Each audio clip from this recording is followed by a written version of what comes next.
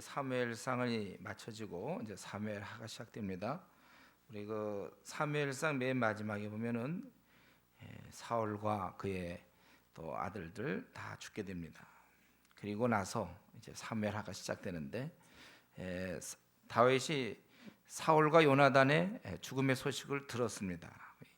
1절부터 10절까지 1장 1절부터 10절까지 보면 그 소식을 듣게 되죠. 거기 보니까 1장 1절에 사울이 죽은 후에 다윗이 아말렉 사람을 쳐지고 돌아와서 다윗이 시글락에서 이틀을 머물더니 사흘째 되는 날에 이제 한 사람이 사울의 진영에서 왔는데 머리에는 흙이 옷은 찢었고 머리는 흙이 있더라 이렇게 되어 있어요. 그 나와서 엎드려 절했기 때문에 이제 다윗이 너는 어디서 왔느냐?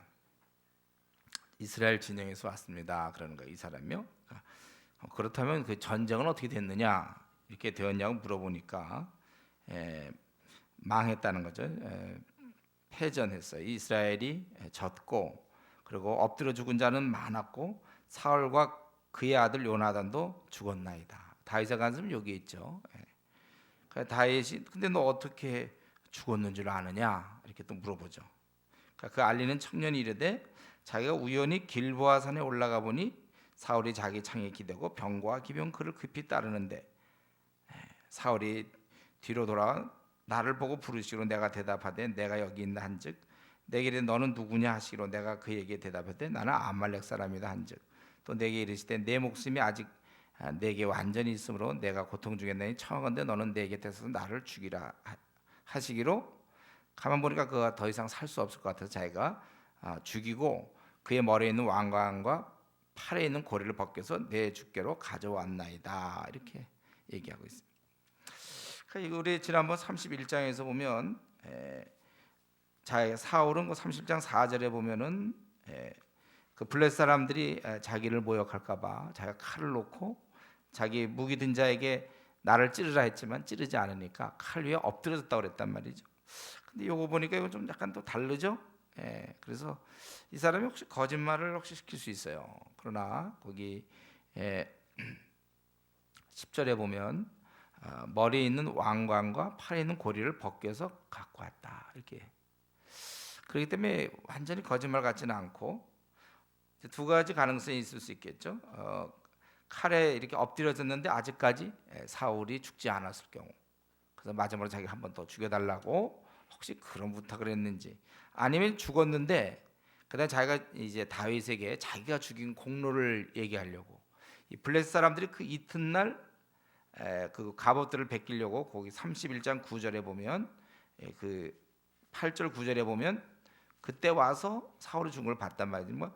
그 사이에 아마 이가 갔다가 그걸 보고 자기가 요 왕관과 팔찌를 갖다 주면 아마 굉장히 상을 받을 것이다. 원수의 것을 자기가 죽였다 그러면 좋을 것이다. 아마 혹시 그렇게 생각했는지 모르겠어요.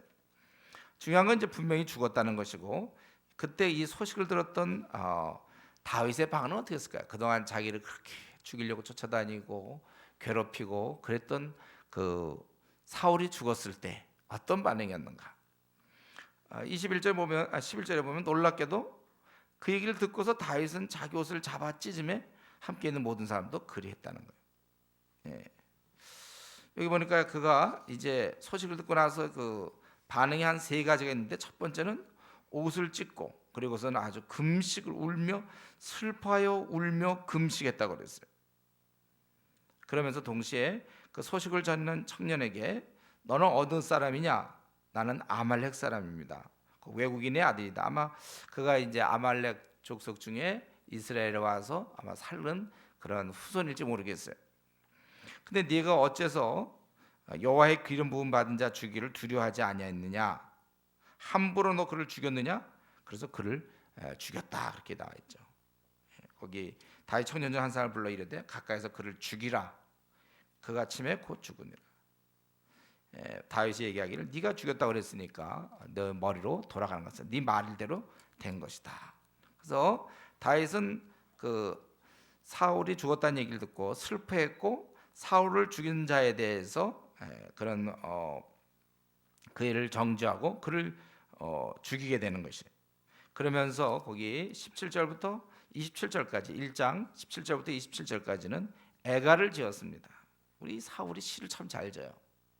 또 이번에도 이제 이런 슬픔을 이제 시로 표현하는데 이것은 활노래라고 한다. 18절에 보면 활노래라 야살의 책에 기록되었을 때 이제 야살이라는 것은 이제 짤막한 어떤 그 역사적인 것을 노래로 만드는 그런 모음집이라고 볼 수 있어요. 거기에 기록됐다는 것. 혹은 야살은 여호와의 전쟁기라는 또 그런 해석도 있긴 합니다. 어쨌든 그런 노래를 모은 집이다, 모음집이다 이렇게 하면 돼요. 그래서 그 사울에 대해서 얘기하기를 사울과 요나단 두 사람을 갖다가 추모하는 것이죠. 그래서 오호라 두 용사가 엎드려졌다. 이 일을 가드에게도 알리지 말면 아스글론에 그래서 우리 블레셋의 대표적인 도시 그 대적들이 듣고 즐거워할까봐 할례 받지 못한 자들의 딸들이 개가를 부를까 내가 염려로다. 그래서 길보아 산들에 거기는 이슬과 피가 내리지 아니하면 좋겠다. 왜냐하면 거기서 죽었기 때문에. 죽은 자의 피에서 용사의 기름에서 요나단의 활이 뒤로 물러가지 아니하였으며 사울의 칼이 헛되이 돌아오지 아니하였도다. 또 사울과 요나단이 생전에 사랑스럽고 아름다이러니 죽을 때도 서로 떠나지 않았다. 그들은 독수리보다 빠르고 사자보다 강하고 이스라엘 딸들아 사울을 슬퍼하며 울져라. 그가 붉은 옷으로 너희를 화려하게 입혔고 금노리개를 너희 옷에 채웠도다. 또 요나단에 대해서 요나단이 네 산에서 죽음을 당했다. 내 형 요나단이요 내가 그대를 애통하면 그대는 내게 심히 아름다움이라. 그대가 나를 사랑함이 기하 여인의 사랑보다 더하였도다. 계속해서 그렇게 이제 그 애가를 지었는데 보니까 사울에 대해서는 주로 장점만 얘기죠. 사울이나 요나단에 대해서 저들은 용사다. 그리고 독수리보다도 빠르고 사자보다도 강한 그러한 용사고 그 24절에 보면 아주 이스라엘 백성들을 잘 대해준 것처럼 물론 그런 면이 있었죠. 사울에게도 한때 좀 잘한 적도 있어요. 그런 장점만 얘기하는 거예요. 부자간의 깊은 사랑을 나누었던 사람이다.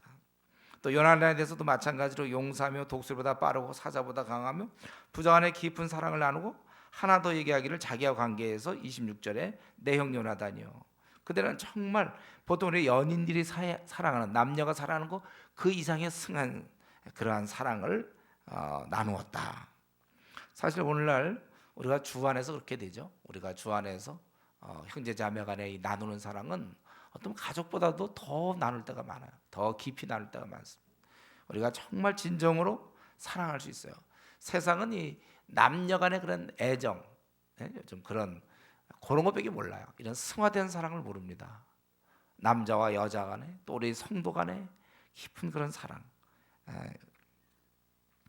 그래서 보니까 1장 결국 뭡니까? 다윗은 사울의 죽음을 애통하고 있습니다. 이 1장의 내용이에요. 사울의 죽음을 애통하고 있다. 사울은 나쁜 사람이었습니다. 그런 악신의 통제를 받으며 하나님의 제사장을 겁없이 죽이고 무고한 사람을 억울하게 죽이고 그리고 다윗 자신을 죽이려 했던 원수였지만 오늘 이렇게 가만히 다윗의 이 태도를 볼 때 다윗은요 그를 미워하지 않았네요. 보니까 우리는 그가 행동 같은 거 할 때 보면 우리가 이제 그렇잖아요. 그리스도인이기 때문에 미워해도 잘 대해줘야지. 뭐 하나님이 뭐 그렇게 하라고 그랬지. 싸우지 말라고 그랬지. 잘 대해주라고 그랬지. 그러고선 마음은 그렇진 않은데 행동만 그 앞에서 이렇게 잘 대해주는 약간 다윗도 그랬을 것처럼 우리가 생각했는데 오늘 본문에 보면 절대로 그는 원수였지만 그런 상황을 견디면서도 미워하지 않았다는 거예요. 보통 사람들 같으면 이제 드디어 죽었구나 좋다. 뭐 이제 자기가 그 동안에 나를 그렇게 못 살게 굴더니만 참 죽어도 비참하게 잘 죽었다. 그렇게 되는 사람이 많을 거예요. 아니면 죽었구나 담담하게 뭐 그냥 그걸로 끝낼 수 있어요. 그런데 이 다윗에게 우리가 배울 점 바로 그것이죠. 이렇게 할 수 있을까? 이렇게 할 수 있을까요? 즉 그는 사람을 미워할 줄을 몰라. 미워함이 없어요 그에게. 보통 우리는 이제 잘 대해주고 나를 인정해주는 사람, 보통 이제 친한 사람 그런 사람과는 우리가 사랑하기는 쉬워요. 그러면 미워하기가 오히려 어렵죠. 그런 경우는 날 잘 대해주고 인정해주고 친한 사람을 미워하려면 그건 굉장히 힘들어요. 그리고 그런 사람은 사랑하기가 쉬워요. 반면에 나를 좀 무시하는 것 같고 나와 이렇게 좀 잘 안 만나고 그리고 내 마음을 좀 아프게 하는 사람은 보통의 경우 사랑보다는 미워하기가 쉽습니다. 그런데 다윗은 지금 보니까 사울을 사랑하고 있었어요. 참 우리가 이것을 생각하게 됩니다. 오늘 다윗이 이런 사람이었구나. 난 다윗이 구약의 메시아고 뭐 훌륭한 분이라고 많이 그랬는데 그의 뭐 골리앗을 죽이던 모습이나 이런 걸 볼 때 참 용감하고 하나님을 정말 신뢰하던 인물. 그런데 그 또 다른 오늘 면을 보았는데 그는 사울을 사랑하고 있었다는 거예요. 미워하지 않았다는 거예요. 우리가 이런 걸 생각할 때 지금 이 시간 솔직하게 내 주위의 사람, 뭐 가족일 수도 있겠고, 뭐 교회에서도 있을 수 있겠고, 또 어떤 뭐 회사에서도 학교도 될 수 있겠는데, 좀 내가 무시하고 나를 무시하고 받아주지 않는 사람에 대해서 내 마음을 좀 아프게 한 사람에 대해서 내가 미워하고 있는가? 예, 한번 생각해 보면 좋겠어요. 나는 미워하고 있는 거. 사실 사울이 다윗에게 한 거에 비하면 뭐 10분의 1도 안 될 텐데 나는 왜 미워하는가? 우리 기독교는 사랑이라고 그러지 않습니까? 그럼에도 불구하고의 사랑. 우리가 한번 오늘 다시 한번 우리 마음을 다시 결심했으면 좋겠어요. 내 평생에 내가 사람을 미워하지 않겠다. 비록 그 사람의 잘못과 허물을 볼 수는 있어요. 그건 알아요. 우리가 그것조차 그냥 우리는 애당초 모르기 때문이 아니라는 거예요. 알지만 그 사람 자체에 대해서는 내가 사랑하겠다. 그러니까 하나님의 속성 아닙니까? 우리를 향한 하나님이 죄는 미워하지만 그 죄를 짓는 우리들은 사랑하셨잖아요. 죄는 미워했지만 죄인을 사랑했던 그 하나님처럼 우리도 하면 안 될까요? 저와 여러분, 우리도 한번 그렇게 하면 안 될까요? 그러니까 나를 괴롭히는 사람의 그런 죄, 그 사람의 허물은 미워. 그건 참 미운 거야. 그거는요. 어떻게 사람을 그렇게 이해도 못하고 항상 이기적이고 자기 중심적으로 자기 것만 먼저 챙기고 그거 자체는 밉지만 그런 짓을 하는 그 사람은 우리가 사랑할 수 있어야 되겠다. 이런 게 이제 우리에게 숙제죠. 예. 다윗이 가만 보니까 그 기나긴 박해와 연단 기간을 가만 보니까 그는 허송세월한 게 아니었네요. 그는 거기서 잘 보냈다는 것이 오늘 밝혀진 거예요. 그런 기간을 통해서 세월을 낭비한 게 아니라 오히려 그 시간 동안 그는 인격을 완성시키는 기간으로 사용했다는 것입니다. 그것이 이제 드러난 거예요. 이럴 때 사울이 죽었다는 얘기를 딱 들었을 때의 반응, 그 옷을 찢고 슬퍼하며 사울을 죽였다고 하는 사람의 그 말대로 그를 죽이고 그리고 이렇게 애가를 부르고 사울에 여기서 뭐 다 좋은 점만 얘기하지 않습니까? 그냥 사랑하기 때문에 가난 거예요. 그는 그가 그렇게 쫓겨다니고 힘들게 지내는 동안에 이런 걸 연마했구나. 정말 더 귀한 걸 연마했는지 모르겠어요. 아주 아름다운 덕이죠. 그렇다면 나도 내 주위에 힘든 사람들 그 틈바구니 속에서 그들을 미워하며 속상해하면서 시간 보낼 게 아니라 그런 자들을 내가 사랑할 수 있는 능력을 키우면서 시간을 보내야 되겠습니다. 우리도. 그렇지 않다면 억울해요. 너무 뭐 그냥 세상 사람들처럼 그냥 당하기만 하고 끝나면 너무 억울한 거 아닙니까? 이것은 우리 마태복음 5장에 있는 주님의 가르침이죠. 우리 마태복음 5장 43절에 보면은 43절에 주님이 이렇게 가르쳤어요. 네 이웃을 사랑하고 네 원수를 미워라 했다는 것을 너희가 들었으나 나는 너에게 이르니 너희 원수를 사랑하며 너희를 박해하는 자를 위하여 기도하라. 이같이 한즉 하늘에 계신 너희 아버지의 아들이 되리니 이는 하나님이 그 해를 악인과 선인에게 비추시며 비를 의로운 자와 불의한 자에게 내려 주심이라. 너희가 너희를 사랑하는 자를 사랑하면 무슨 상이 있으리요? 세리도 이같이 아니하느냐? 또 너희가 너희 형제에게만 무난하면 남보다 더하는 것이 무엇이냐? 이방인들도 이같이 아니하느냐. 그러므로 하늘에 계신 너희 아버지의 온전하신 같이 너희도 온전하라. 우리는 이 사건을 통해서 다윗이 시를 잘 짓는다거나 뭐 이런 게 아니에요. 그래서 우리는 참 그가 사랑하고 있었구나. 또 한 가지 우리가 다윗에게 배울 것이 있다면, 여기서 한 가지 더 다윗에게 우리가 배울 것이 있다면 바로 이런 것이죠. 하나님의 뜻에 대한 아주 절대적인 존중함.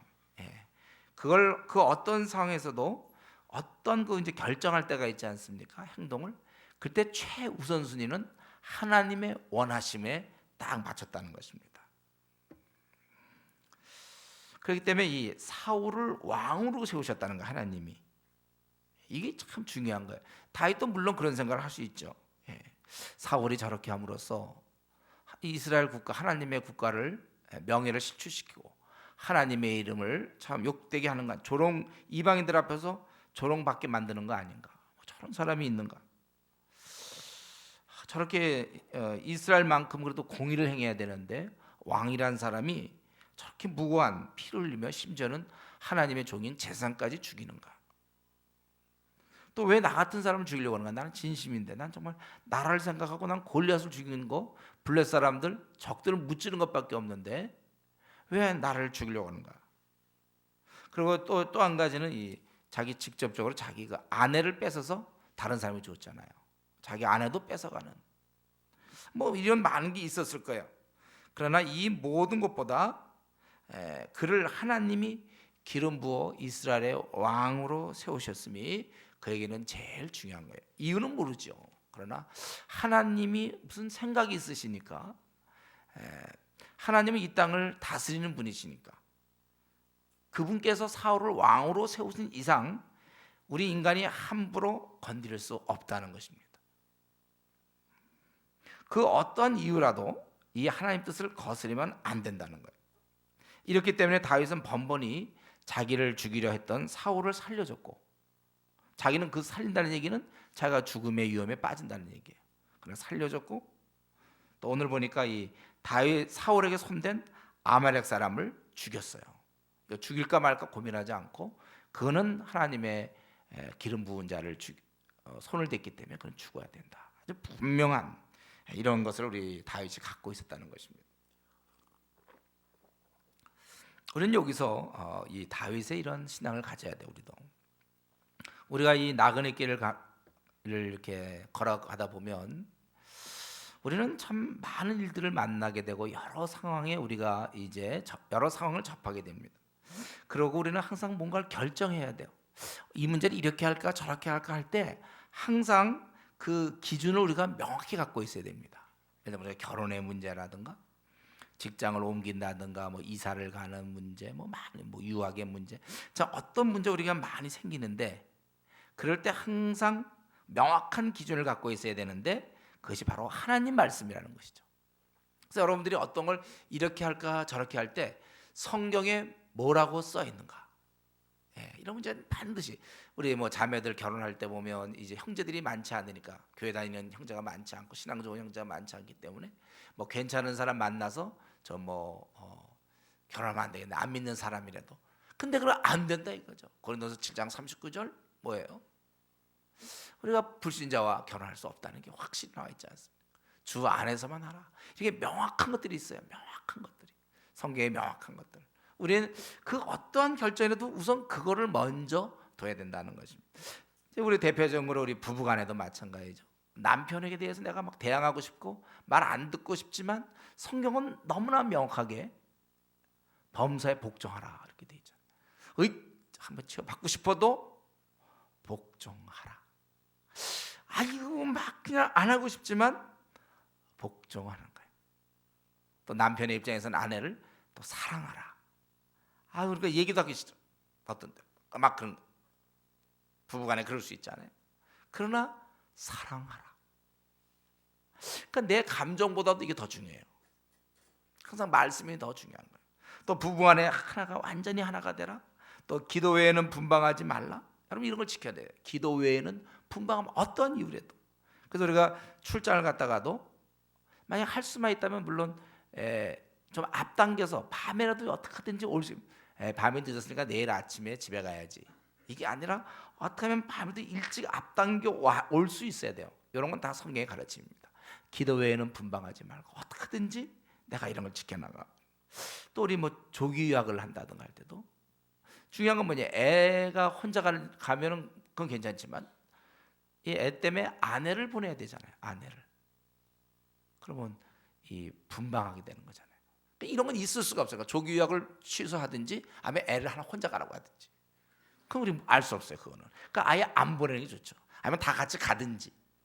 먼저니까 이런 걸 기준을 삼을 때, 근데 타협책이 뭐냐면 애랑 엄마랑 보내고, 이런 건 성경적이지 않아요. 이런 거는요. 우리가 이렇게 성경을 말씀 그대로 지켜나가는 삶, 이걸 원하는 거예요. 하나님께서. 그러니까 이런 세상의 모든 군대 문제도 마찬가지고 성경적으로 우리가 어떻게 바라볼지. 또 부모 자식 간에도 뭐가 있습니까?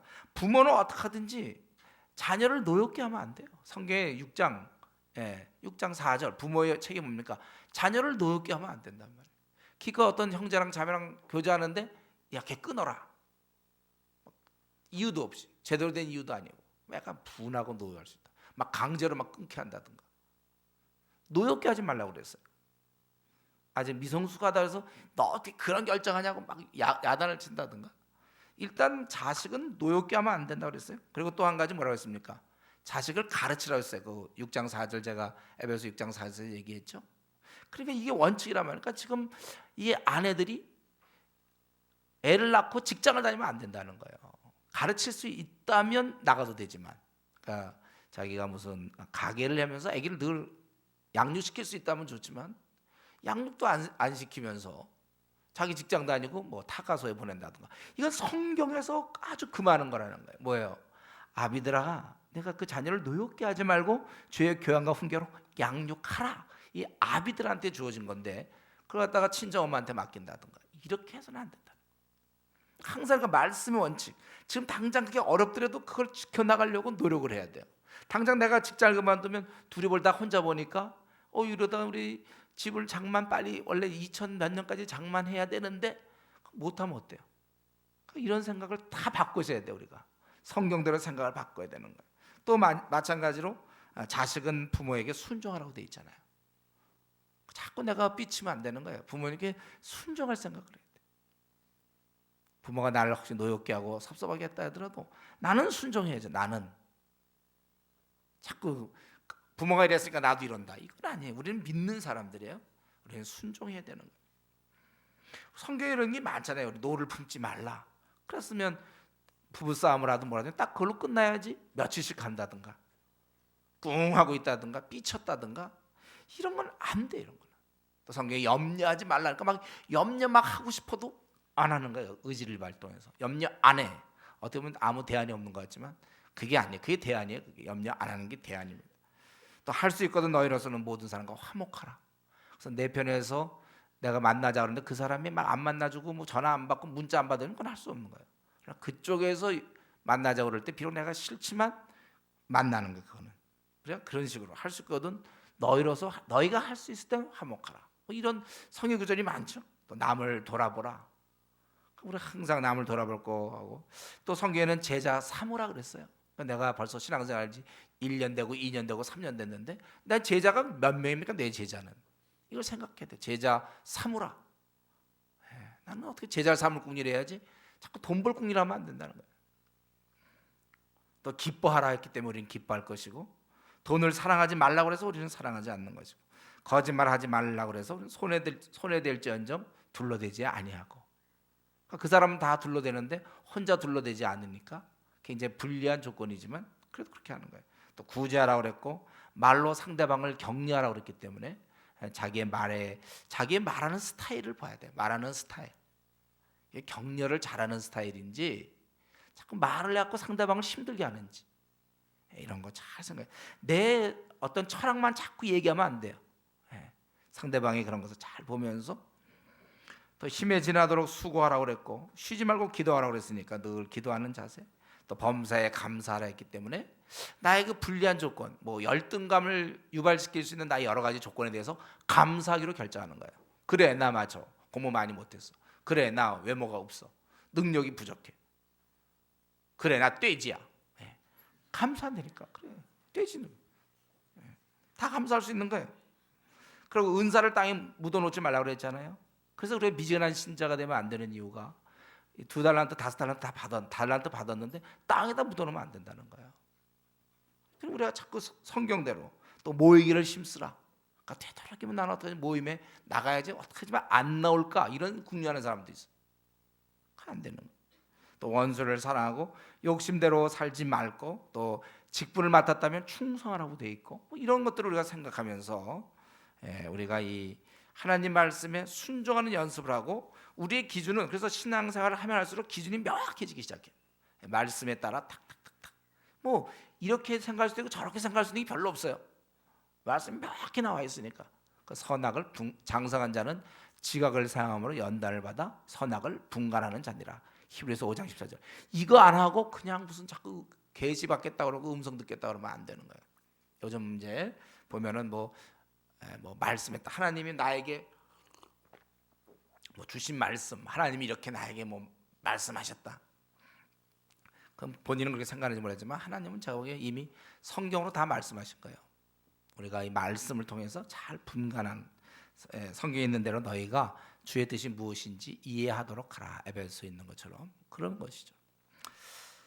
이런 면에서 우리 다윗은요, 분명히 하나님이 그를 세웠기 때문에 그 어떤 것보다 우선순위에 자기가 죽을지언정 하나님이 무슨 이유가 있을 텐데 난 이유를 몰라.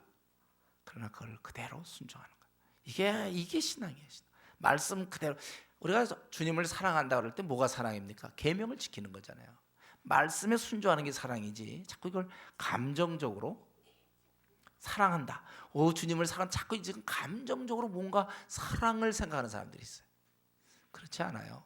여러분, 부모가 자식 키울 때 물론 이쁠 때 많아요. 그러나 어떤 때는 막 애가 똥 싸고 막 졸려온데 막 그럴 때 똥 싸고 막 깨우고 그럴 때 잘 안 일어날 거예요. 일하기 싫을 거예요. 그러나 그때도 억지로 일어날 때 사실 더 자고 싶은 마음이 있지만 그래도 그거를 할 때 감정적인 게 아니에요. 그거는 감정이 막 지금 사랑스러워서 막 이러는 게 아니고 의지로 그렇게 해야 되는 걸 알기 때문에 이런 게 다 사랑이에요. 이제 그가 죽은 것을 알고 2장에 보면 다윗이 이제 어떻게 할 것인가, 다윗은 어떻게 할 것인가. 거기 보니까 다윗은 2장 1절에 보면 여호와께 여쭈아르되 내가 유다 한 성읍으로 올라가리까. 그럴 때 하나님께서는 올라가라. 어디로 갑니까? 헤브론으로 갈지니라. 그래서 음성을 드린 건 아니고 우리가 쭉 살펴보지만 지난번 사무엘상 30장에 있는 것처럼 30장 7절에 그 아비아달 제사장이 있었거든요. 그 당시에 제사장이 다윗에게 함께 있었어요. 대제사장이.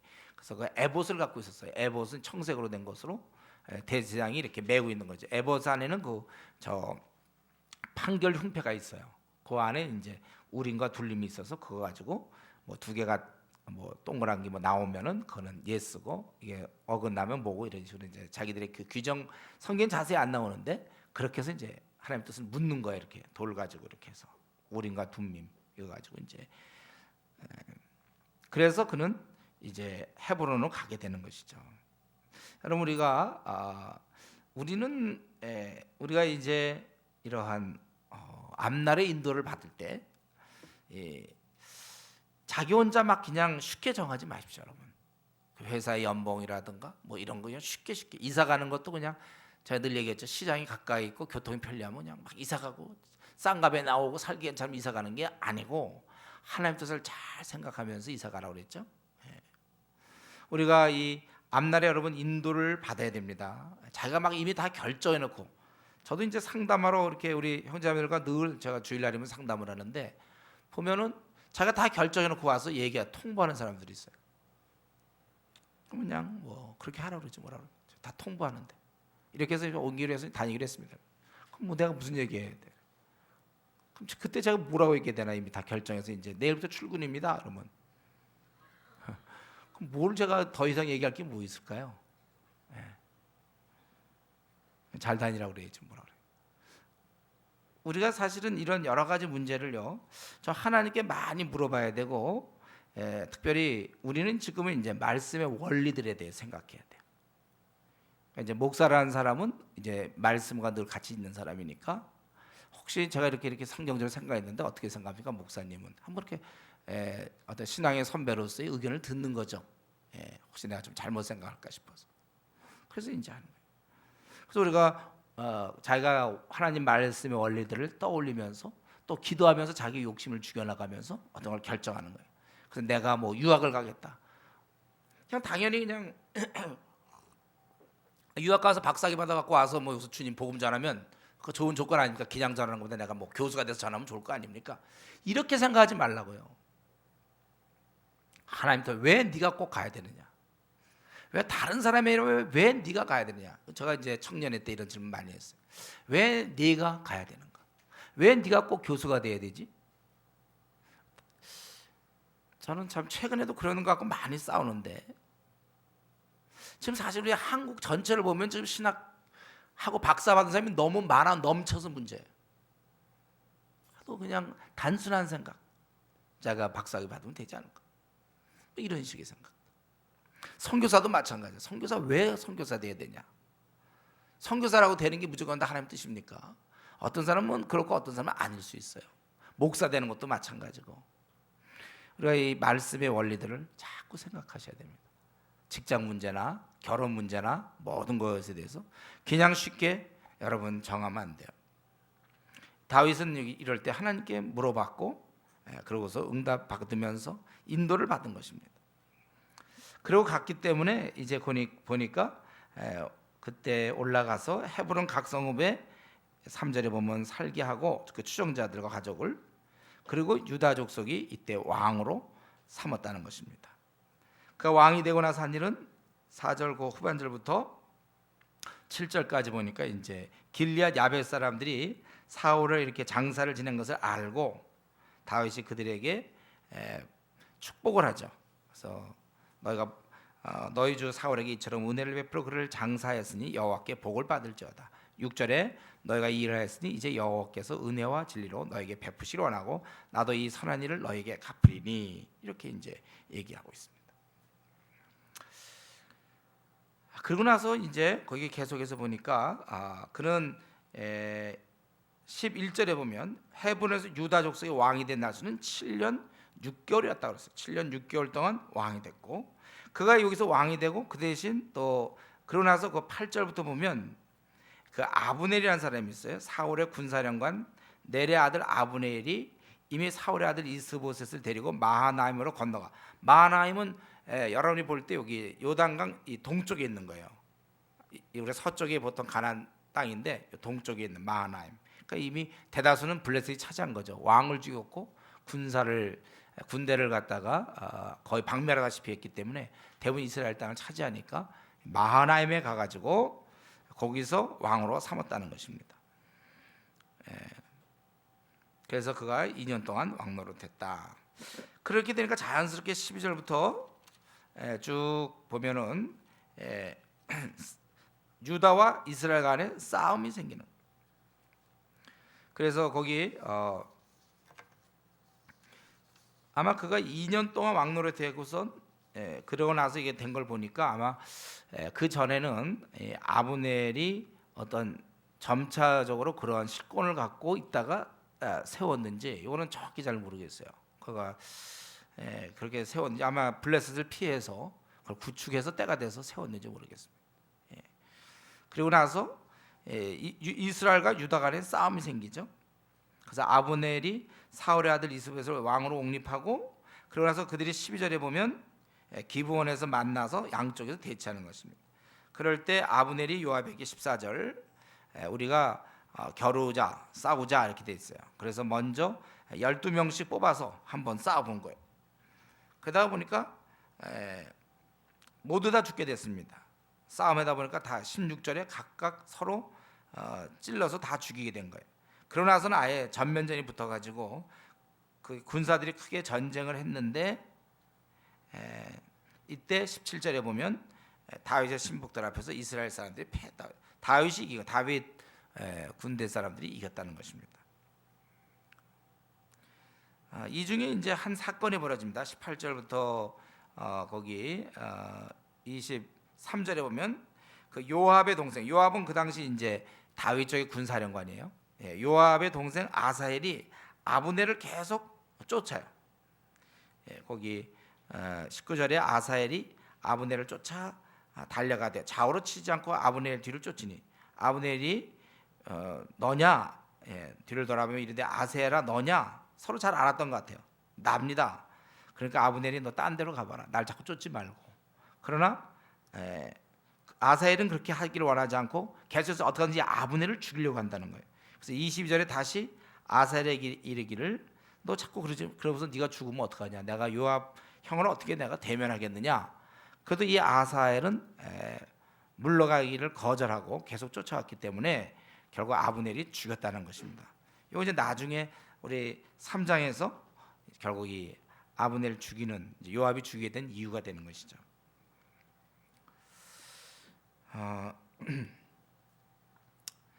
결국에서 아브넬한테 아사헬은 죽게 되고, 그리고 이렇게 되니까 24절부터 쭉 보니까 거기서 멈췄고, 요압이 아브넬에게 네가 만약 27절 그렇게 말하지 않았다면 우리가 다 돌아갔을 건데 이렇게 됐다. 그리고 요압이 나팔을 불고 다시 싸우지 않고, 그리고 각각 흩어져 돌아갔고, 결과적으로 30절에 보면 이스라엘 사람은 360명이 죽고 유대 사람은 19명이 죽었다. 그러니까 유대가 강성한 거예요. 더 다윗 편이 더 센 것입니다. 그리고 3장 1절에 보면 사울의 집과 다윗의 집 사이에 전쟁이 오래매 다윗은 점점 강하여 가고 사울의 집은 점점 약하여 가니라. 우리는 여기서 말이죠. 이건 당연히 있을 만한 일들이죠.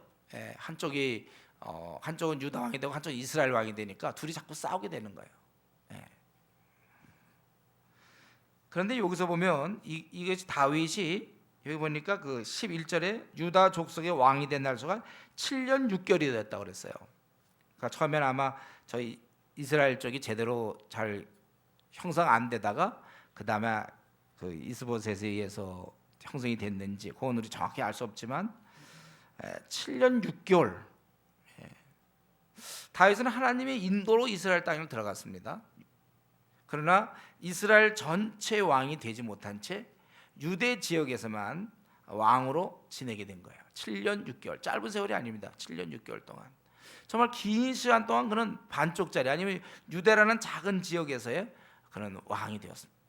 이미 사무엘을 통해서 이스라엘 왕이 될 것을 말씀하셨는데, 그리고 이미 그의 정적인 사울은 다 죽었는데, 그럼에도 불구하고 그는 7년 또 6개월 동안 7년 6개월 동안 그는 반쪽짜리 왕이 됐다는 것입니다. 제가 보기에 이것이 은혜라고 생각해요. 은혜라고. 그때 이렇게 해가지고 가서 이스라엘 전체 왕이 됐으면 이제 고생 다 끝났고, 이제 갑자기 신분이 바뀌면서 그 혹시 자만할 수도 있고 잘못될 수도 있는데, 오히려 이것 때문에 더 근신하게 되는 거예요. 한 번에 너무 올라가지 아니하는 것입니다. 저는 이걸 보면서 이게 다 하나님의 배려다 이런 생각이 있어요. 그가 잘못될까 봐. 하나님 특별히 다윗이 정말 하나님 앞에 항상 물어보고 하나님과 동행하고 하나님이 하신 그 법에 맞춰서 움직이는 그를, 하나님도 그를 도와주시는 거예요. 환경적으로. 그래서 바로 왕이 되지 못하고 이렇게 반쪽짜리 왕이 되는 것입니다. 이거는 사실 우리 삶 속에도 이런 일이 참 많아요. 어떤 이렇게 주어진 약속들, 어떤 목표들, 우리가 그것을 향해 달려가지만 당장 그것이 이루어지지 않는다고 해서 우리가 실망해서는 안 됩니다. 우리가 최선을 다하고 있다면. 이때도 하나님이 좀 마음만 바꿔주면, 아브넬의 마음만 바꿔줬으면 이스보셋을 세울 리가 없는데 어떻게 아브넬 같은 사람이 나타나서 또 그렇게 되느냐 이거예요. 하나님이 다 역사의 통치자이시기 때문에 우리가 당장 이루어지지 않는다고 해서 우리가 실망할 것은 없습니다. 이는 하나님께서 그가 사울에게 쫓기는 것만이 연단의 시기가 아니라, 어찌 보면 사울의 죽음으로 연단의 시기가 끝난 게 아니고 하나님 볼 때는 더 시켰어야 된다는 거예요. 하나님 보실 때 그렇다는 거예요. 7년 6개월을 더 했습니다. 다 그때마다 뜻이 있어요. 그렇기 때문에 오직 우리가 할 일은 그때 그저 범사에 감사하면서, 이 유대 왕만 된 것도 어딥니까? 늘 망명생활하고 도망다니다가 그래도 안정된 생활한다는 게 그것만 해도 얼마나 감사해요. 우리는 자기 나름대로 각각의 목표가 있을 거라고 생각합니다. 삶의 목표와 하나님 뜻은 분명히 이스라엘 전체 왕이 되는 거였어요. 그럼에도 불구하고 이런 시간들이 또 7년 6개월이라는 시간이 필요했다는 거예요. 그럴 때 우리는 이것이 연단의 시기인 줄 알고, 우리가 빨리 뭐가 이루어지는 것이 아니고, 비록 우리가 그런 목표가 있다 할지라도 연단의 시기가 있을 수 있다는 거예요. 사랑하시기 때문에.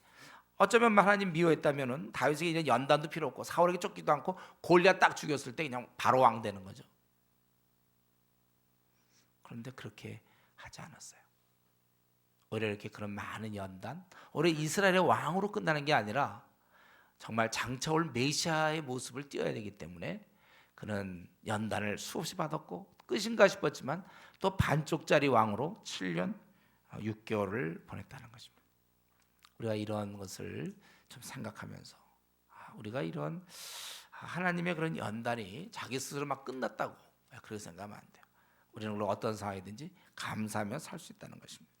그리고 나서 이제 계속해서 우리가 이건 본문을 아까 읽은 것이죠.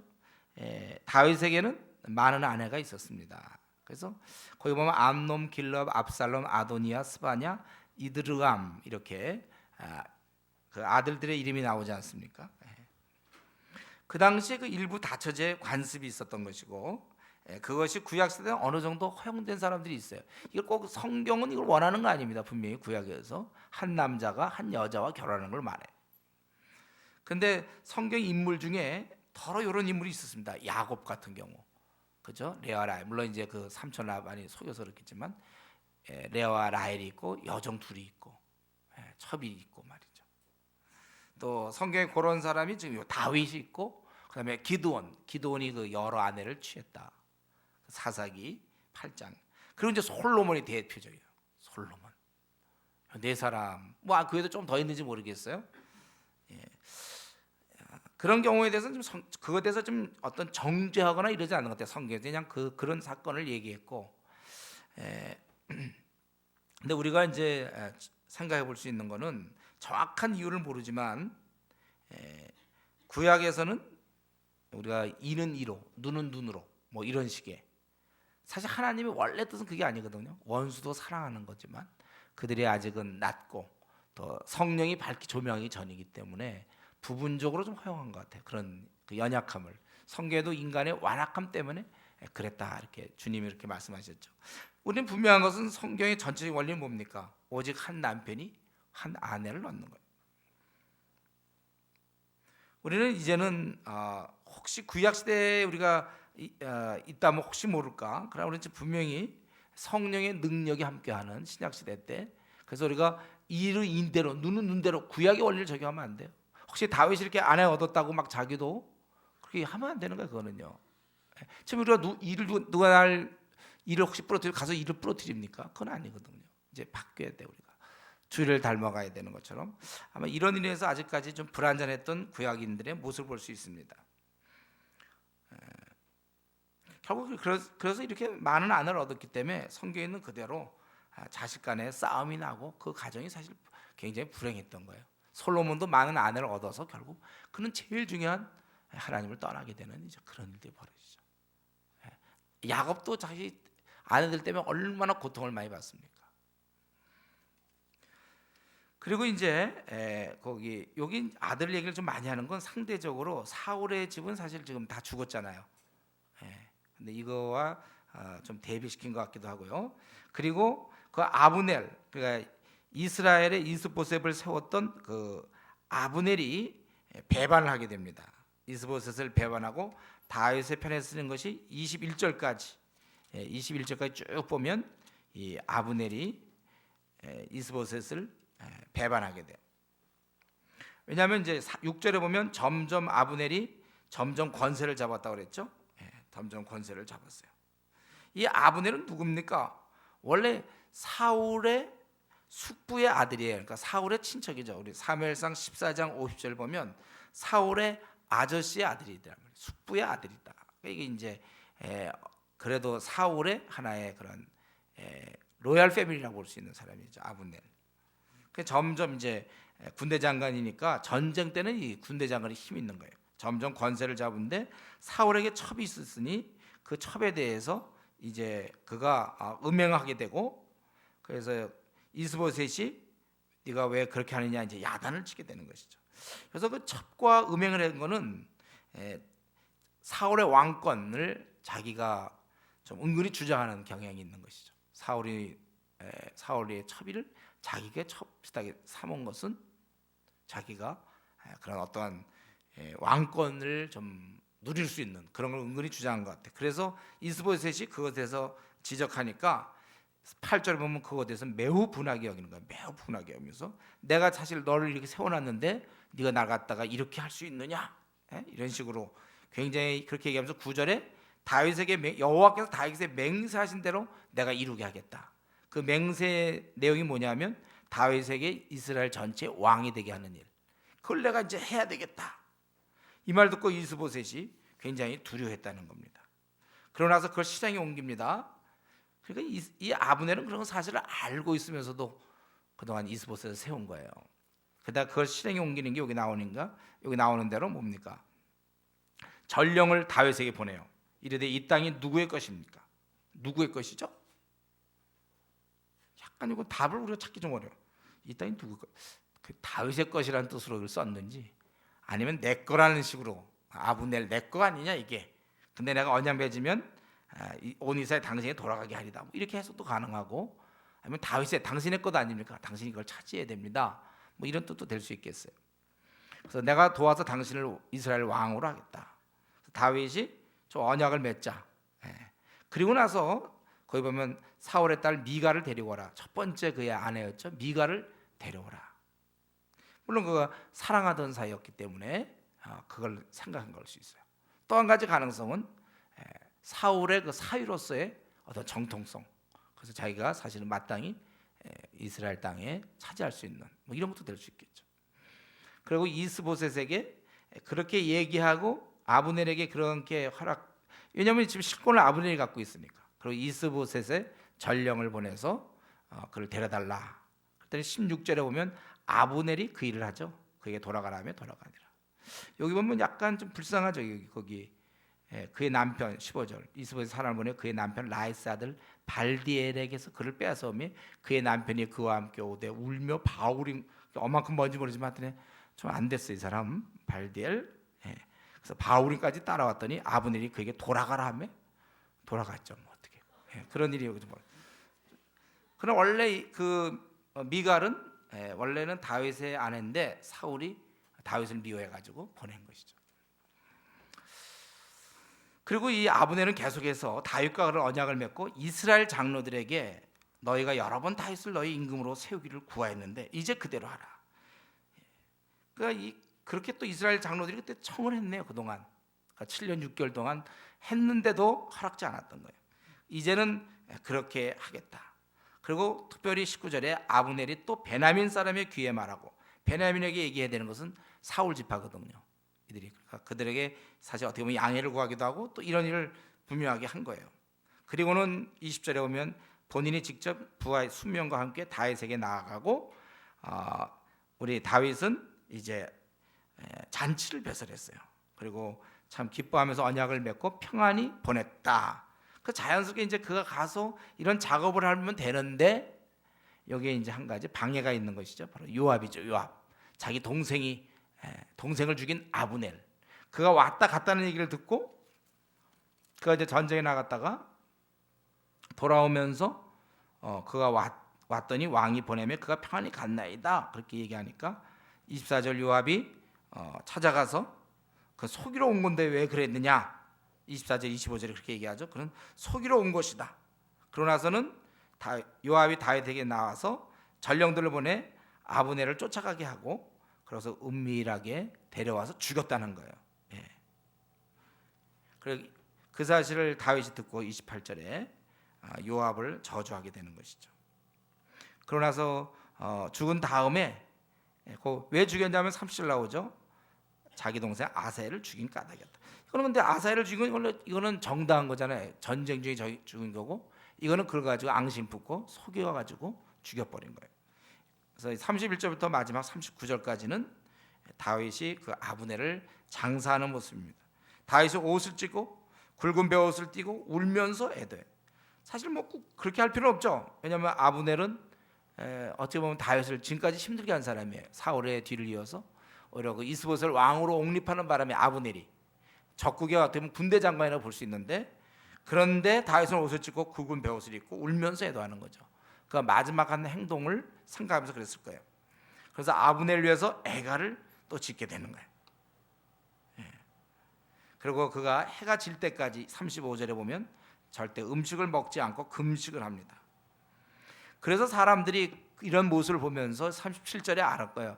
아, 혹시 이거 화친하러 온 사람을 다윗이 그 이스라엘 땅을 차지하기 위해서 이스라엘의 군대 장관을 죽인 거 아니냐, 그 땅을 차지하려고 비겁하게 그렇게 혹시 생각할 수 있었는데, 그게 왕이 한 게 아닌 것을 그들이 알았다는 것입니다. 그리고 38절 39절에 보면은 이제 참 그 마음 아파하면서 자기가 지금 힘이 약해서 자기가 지금 이 수르야의 아들인 이 사람을 내가 제어하기가 너무 어렵다, 그렇게 얘기하면서 그 여호와께서는 악행한 자에게 그 악한 대로 갚으실지로다 하니라, 그 원수를 맡기는 것입니다. 우리는 지금 여기 3장을 보면서 아브넬이라는 인물이 등장합니다. 3장 전체 보면 좀 아브넬이 좀 중심이 되고 있죠. 근데 아브넬이라는 사람은 결국 굉장히 어리석은 사람으로 드러나요. 잘못한 사람. 그는 하나님의 뜻을 이미 알면서도 불순종해서 이스보셋을 왕으로 옹립했죠. 아까 2장 8절 9절에 보면 왕으로 옹립한 사람이에요. 그리고 3장 17절에도 장로들이 계속 건의했지만 거절하고, 그리고 이미 9절에 있는 것처럼 여호와께서 다윗에게 맹세하신 대로 내가 이루게 하지 아니하면, 벌써 이 다윗에게 맹세가 뭔지 그걸 다 알고 있단 말이죠. 사울의 집을 다윗에게 옮겨서 그의 왕위를 단에서 브엘세바까지, 저 위에서 밑에까지 다 그의 왕으로 세운다, 이걸 알면서도 그는 불순종한 사람입니다. 그리고 사울의 첩과 음행을 했고 또 잘못을 지적하니까 분노해요. 오히려 그 왕이면 우리 성경에 보면 왕에게 순종해야 되는데 그는 왕에게 오히려 대들고 있죠. 그가 다윗의 편에 선 것은 하나님께 순종하려는 게 아니라 개인적인 분노 때문에, 노여움 때문에 그런 거예요. 결과적으로 요압은 잘못했지만 그러나 그런 면에서 아브넬은 비참하고 허무하게 죽게 된 것입니다. 찾아와서 화친하고 가다가 다시 요압이 불러서 비참하게 죽은 것입니다. 여러분, 이 한 개인의 욕심과 그의 어리석은 결정 때문에 지금 많은 사람이 고통을 받고 하나님의 뜻이 지연되고 있는 거예요. 7년 6개월. 본인도 하나님 뜻인 줄 알면서도 순종하지 않고 결국 말 안 듣다가 비참하게 죽게 되는 것입니다. 굉장히 어리석은, 하나님 뜻을 알면서도 이런 일을 했던 아브넬은 결과적으로 이 땅에서 참 비참하게 생을 마치게 된다는 거예요. 여러분, 우리가 생각할 것은 그거예요. 하나님의 뜻을 알 때는 지켜야죠. 모를 때는 할 수 없지만 알 때는 우리가 순종을 해야 돼요. 한번 우리가 이 시간도 생각해 보면 좋겠어요. 어리석게 사는 거 없습니까? 하나님 뜻을 뻔히 알면서도 불순종하는 부분, 우리 그런 거 찾아보고 속히 우리가 고쳐야 될 거예요. 하나님이 이걸 원하는 걸 자기가 알면서도 자기가 불순종하는 부분이 있다면 이것을 속히 회개해야 될 것입니다. 또 우리는 여기서 나오는 인물 중 하나가 이제 요압이라는 걸 쭉 알 수 있어요. 2장 3장에서 보면 요압이라는 인물. 요압도 이 잘못한 사람이죠. 그도 왕에게 항의하고 속이러 온 것이다. 22절부터 이렇게 쭉 보면 속이. 이 요압은 누구죠? 우리 역대상 2장 16절에 보면 다윗에게는 다윗의, 잠깐 볼까요? 역대상 2장 16절 쪽 보면요, 구약 제가 갖고 있는 성경은 611쪽인데 역대상 2장 쭉 보면 이제 12절에 보면 보아스는 오벳을 낳고 오벳은 이새를 낳고 이새는 맏아들 엘리압, 둘째로 아비나답, 셋째로 시므와 넷째 느다. 예, 넷째로 느다엘, 예. 다섯째로 라떼. 예. 잠들 다 깼어요? 예. 예. 다섯째로 라떼, 여섯째로 오셈, 그리고 일곱 번째로 다윗을 낳았다 그랬잖아요. 그리고 그들의 자매는 수루야와 아비가일이라. 수루아의 아들은 아비새와 요압과 아사헬 삼형제요, 이렇게 돼 있죠. 예. 그러니까 이게 뭡니까? 다윗에게 따지면 이제 조카뻘 되는 거죠. 자기 자매의 아들이니까. 근데 이제 어쨌든 군대 장관이니까 전쟁 때는 힘이 있는 거예요. 근데 이 요압은 자기의 그런 권세를 사용하여 다윗에게 항의하고 막 속이러 온 것이라고 얘기하고, 또 무방비의 사람을 정말 교묘히 전쟁에서 죽인 게 아니라 그건 정당하지만 이거는 교묘히 죽인 것입니다. 이 국가의 중요한 문제, 원래 이제 이 아비넬이 이스라엘로 가가지고 그걸 다 정리하고 이 나라를 바쳐야 되거든, 다윗에게. 그러나 사사로이 이 국가의 굉장히 중요한 문제를 사사로운 그런 감정 때문에 망치고 있는 거예요. 우리 나중에 4장을 보면 이제 이스벨이 다른 방법으로 이렇게 되는데, 결국 나중에 요압도 결국 비참하게 죽게 돼. 나중에 보면 비참하게 죽습니다. 이 악한 일을 꾀하던 요압도 결국 생을 처절하게 마감하는 모습을 볼 수 있어요. 솔로몬에 의해서 이제 그렇게 되죠. 우리는 지금 요압이라는 인물, 또 아브넬이라는 인물을 보았습니다. 다윗을 중심으로 이렇게 양쪽 군대 장관의 모습을 보게 되는데, 우리가 이 본문을 보면서 생각할 것은 그거예요. 세상은 항상 이 모양이라는 거예요. 여러 악한 인간들과 의인이 함께 살아가는 게 세상입니다.